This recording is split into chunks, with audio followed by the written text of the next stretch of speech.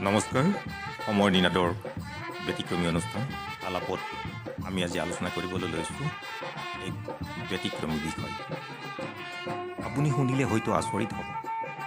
গুৱাহাটী মহানগৰীৰ এখন ব্যতিক্ৰমী বিয়া।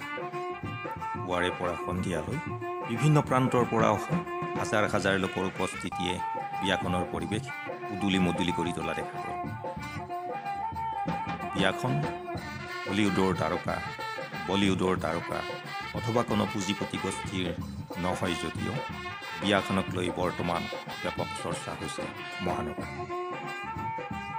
ডক্টৰ ভূপেন হাজৰিকাৰ গানৰ জৰিয়তে কৈ গৈছে যে প্ৰেমৰ অৰ্থ দুটি মানুহ, একেটি মনৰ দুটি মানুহ।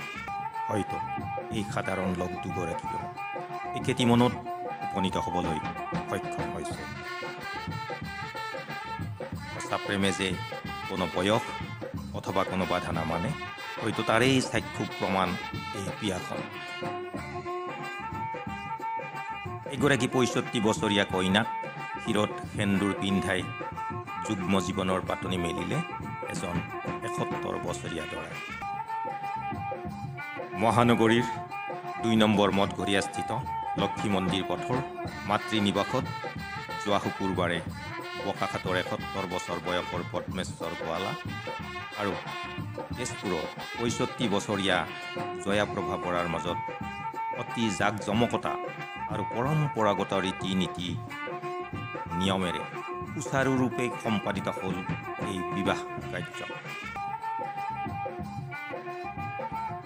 উল্লেখ্য যে পদ্মেশ্বৰ গোৱালা আৰু জয়াপ্ৰভা বৰা প্ৰায় ১.৫ বছৰ পূৰ্বৰে পৰা বেলতলাৰ প্ৰমোদ তালুকদাৰ খোৱাৰণী বৃদ্ধা আৱাসৰ আৱাসী আছিল। দুদিন পূৰ্বে সেই আৱাসৰ একাংশ আৱাসীক মঠঘৰীয়াৰ মাতৃ নিবাস নামৰ বৃদ্ধা আৱাসলৈ অনা হয়। এই মৰ্মে জয়াপ্ৰভা বৰা মাতৃ নিবাসৰ আৱাসী।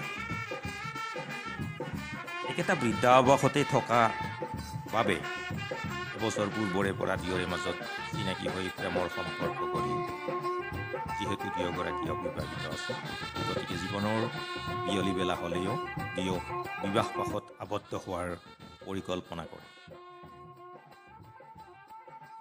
পিছত দুয়োগৰাকী জ্যেষ্ঠ নাগৰিকৰ প্ৰেমৰ স্থায়ীভাৱে স্বীকৃতি দিয়াৰ উদ্দেশ্যে বৃদ্ধা আৱাস কৰ্তৃপক্ষই এই বিবাহ কাৰ্য আনুষ্ঠানিকভাৱে সম্পাদন কৰি দিয়ে।